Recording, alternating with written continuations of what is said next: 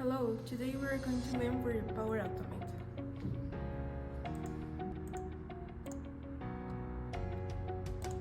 So I'm going to show you how we can transfer the data information into this Microsoft Forms.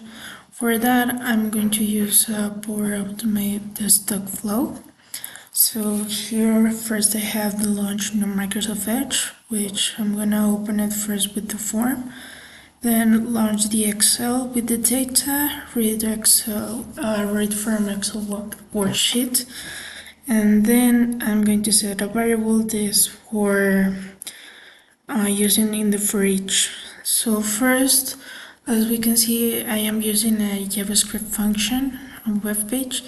What this does is that simulates the keystroke with the dispatch event. So first I'm using the document get element by class name, and then I'm setting its value to the current information that I have, and then it sends the dispatch event. So as I said, it simulates the keystroke.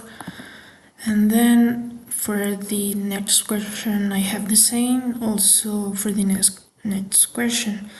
So here in the form I have this choice question, and for that I use a switch control. And then for the first case, what I did is that I used a click event.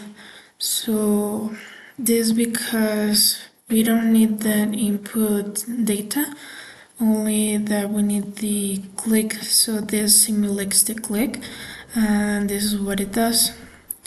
It also works for the pink, blue, etc. But this is not the same for the default case, because here in the default case, as you can see, is a text box. So I didn't use the click event. I used the same as the first one. I used the dispatch event, which, as I said, it simulates the keystrokes. And then what I did is click on the submit button. No, sorry. What I did here is I input the last question, and here is where I click on the button that saves, and then here I use a click on link on web page, because what it happens is that if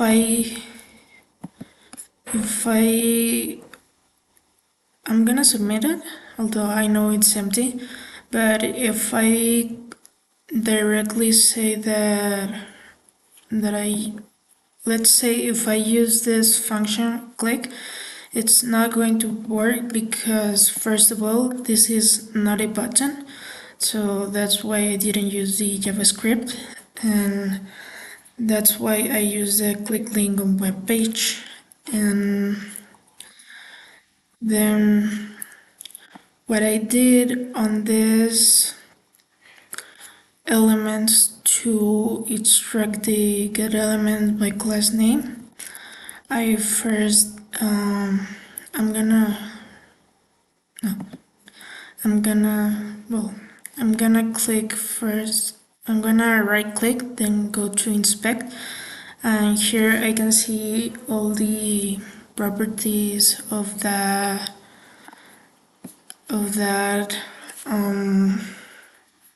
that text box. And as you can see here, I have a label, placeholder, class. What I used here, it was a class because it was easier. As we can see, we don't have an ID, but we could also use these ones with a query selector, but in this case I use the class. And that also works for this one. For example, for the, let's say this is element this one. I'm gonna click on inspect. You can see I'm gonna take this. So this is the class name. The class name is this one. Here we are using an array because this is an array of actions. So as you can see, the number 2 it's gonna be blue. This is 0, this is 1, 2, 3, 4, and 5.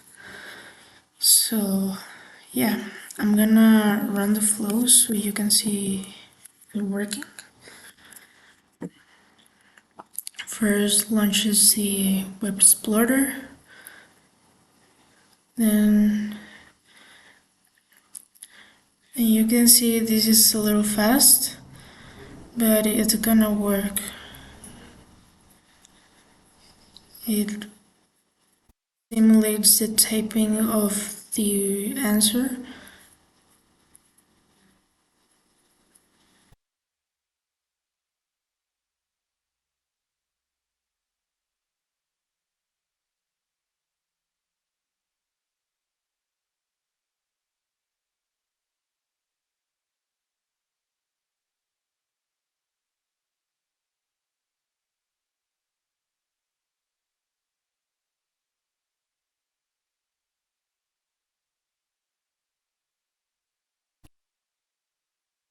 And that was it.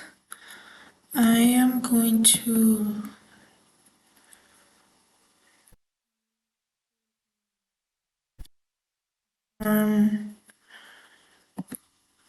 forms page. I'm gonna open this. And here we can see that there are all those responses. Here are the names, the last names, the address, and the colors. For some reason, this didn't work, but it actually saved the red and the other colors. Maybe it was because of another.